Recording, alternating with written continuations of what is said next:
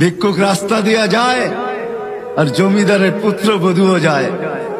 একজন সামনের থেকে আসতেছে, একজন সামনের দিকে যাইতেছে।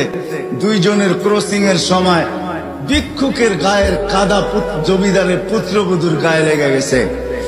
সে দুনিয়া আন্দার করে ফেলছে, স্বামীকে ডাইকা নিয়ে আসছে, বলছে ভিক্ষুক আমার কাপড় নষ্ট করে দিছে। সে শুধু ভিক্ষুক ছিল না, বৃদ্ধ ছিল। বৃদ্ধ ছিল না শুধু, জীর্ণ ছিল, শীর্ণ ছিল। শরীরে কাপড় ছিল না, ফাটা চিরা কাপড় ছিল। পায়ে জুতা ছিল না, পেটে ভাত ছিল না। জমিদারের পুত্র সইতে পারে নাই, যৌবনী শক্তি সয়তো সয় কি কইরা তার স্ত্রীর গায়ে ভিক্ষুকের কাদা, বস সমগ্র শক্তিকে হাতে জমা করা একত্র করে বৃদ্ধের গালে বসায় দিছে। বৃদ্ধ কিচ্ছু বলে নাই, শুধু উপরের দিকে তাকায় দুই তিনটা শব্দ উচ্চারণ করছেন। শব্দগুলা হলো ইয়া মাল্লা তারা হলো ওয়ুন, ও আল্লাহ তোকে চোখে দেখা যায় না, ও তারা কুল্লা শাই তুই সব দেখিস, ফারা তারা মা বি তুই কি দেখিস না আমার সাথে কি ঘটতেছে, এটা কি দেখিস না?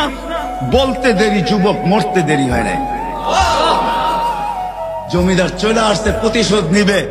বৃদ্ধের একদিকে মুস্কি হাসি, একদিকে বলতেছে প্রেমের খেলা এমনই হয়। জিজ্ঞাসা করছে কিসের প্রেমের খেলা রে?